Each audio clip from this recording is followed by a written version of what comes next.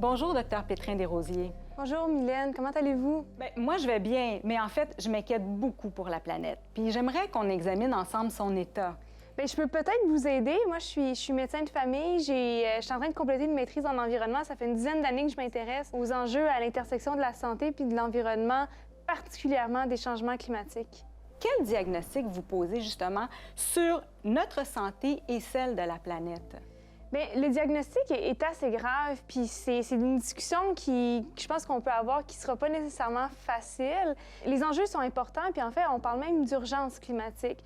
Ça a été reconnu il y a plusieurs années maintenant et par plusieurs revues médicales et l'Organisation mondiale de la santé que les changements climatiques, c'est la plus grande menace à la santé du 21e siècle. En même temps, ça demande une réaction qui est immédiate si on veut protéger la santé humaine à travers tout ça. Les changements climatiques ont plusieurs effets sur la santé, mais aussi sur la santé des communautés dans son ensemble. On parle de problèmes directement sur la santé physique et psychologique, des problèmes cardiaques, des problèmes sur le cerveau, des problèmes pulmonaires, des problèmes pour les enfants, des problèmes respiratoires. Puis on se rend compte que les perturbations climatiques, ça crée des conditions d'insécurité alimentaire, ça peut forcer la migration de populations de masse, l'augmentation du niveau des eaux, ça engendre des déplacements de population. On parle d'érosion du tissu social, d'une espèce de perte de son habitat, de son environnement. Mais tout ça, ça vient jouer sur notre santé physique, mais aussi notre santé mentale et notre bien-être. On parle souvent des changements climatiques comme étant un problème d'ours polaires, de fonte des glaces. Puis c'est clair que c'est une image du problème. Mais ce que j'aime rappeler, c'est qu'une des premières victimes des changements climatiques, c'est nous-mêmes, c'est notre santé, et c'est surtout celle de nos enfants à venir. Maintenant, est-ce qu'il y a un plan de traitement, justement, pour sortir de la crise climatique, nous donner un espoir de guérison? La bonne nouvelle, c'est qu'il y a des options. Il y a un plan de traitement. Il est complexe, il n'est pas simple. Il va demander que tout le monde agisse dans la même direction.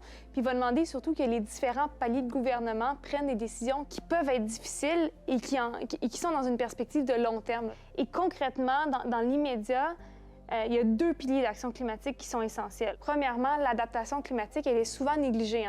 C'est s'adapter aux risques climatiques qui sont là, qui sont croissants, s'adapter aux vagues de chaleur, s'adapter aux feux de forêt, s'adapter à l'érosion côtière. Ça fait partie des choses qu'on doit faire, peu importe l'action sur les émissions de gaz à effet de serre. La deuxième portion, c'est la réduction de nos émissions de gaz à effet de serre. Une des façons, en fait, de réduire nos émissions de gaz à effet de serre, c'est d'avoir des énergies qui sont moins polluantes. On sait que le gaz, le pétrole, le charbon, ça pollue, ça contribue à l'augmentation des émissions de gaz à effet de serre, alors qu'on dispose de d'autres types d'énergies qui sont moins polluantes. L'énergie solaire, l'hydroélectricité, etc. Donc, il y a une nécessité de sortir des énergies polluantes, mais aussi de façon générale de diminuer les demandes en énergie. Ça fait partie des éléments essentiels d'une transition énergétique. Docteur Pétrin-Desrosiers, les médecins, vous êtes vraiment des messagers de confiance pour faire changer les choses. Comment vous y prenez pour sensibiliser vos patients dans votre pratique, mais aussi sur la place publique? C'est une question super intéressante parce qu'on le sait que les médecins, non seulement disposent d'une position un petit peu d'autorité morale, on est excessivement privilégiés, on tend à être écoutés, puis on bénéficie d'une relation de confiance souvent envers nos patients, mais aussi envers la population générale. Sur la place publique, on rappelle fréquemment le lien entre changement climatique et santé en disant « c'est le même problème, l'action climatique sauve des vies, mais l'inaction cause des décès. » Donc, agir pour les changements climatiques, c'est une bonne chose. Ça a des impacts directs sur la santé. Et ça, mine de rien, il faut le rappeler constamment parce que le lien n'est pas fait d'emblée par les décideurs politiques. Ça commence aussi par l'éducation des étudiants en médecine.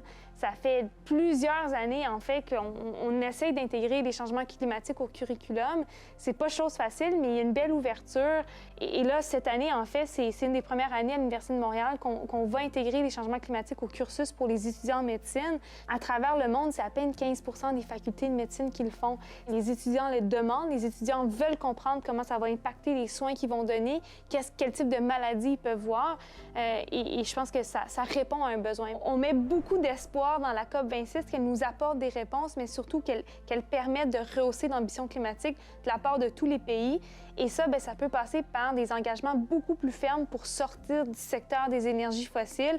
Le Canada va devoir être beaucoup plus ambitieux dans ses façons de faire, au-delà des chiffres. en quoi ils s'engagent pour se sortir de cette relation très complexe avec les énergies fossiles. Ça va faire partie des points qu'on va surveiller à la COP26. Puis un autre des points qui va être important, c'est toute la notion d'équité à travers la réponse climatique. On sait que les changements climatiques vont affecter les populations les plus vulnérables, souvent celles qui ont le moins contribué au changement climatique et celles qui disposent du moins de ressources pour y faire face. Et donc, il y a toute la question de qui va payer la facture.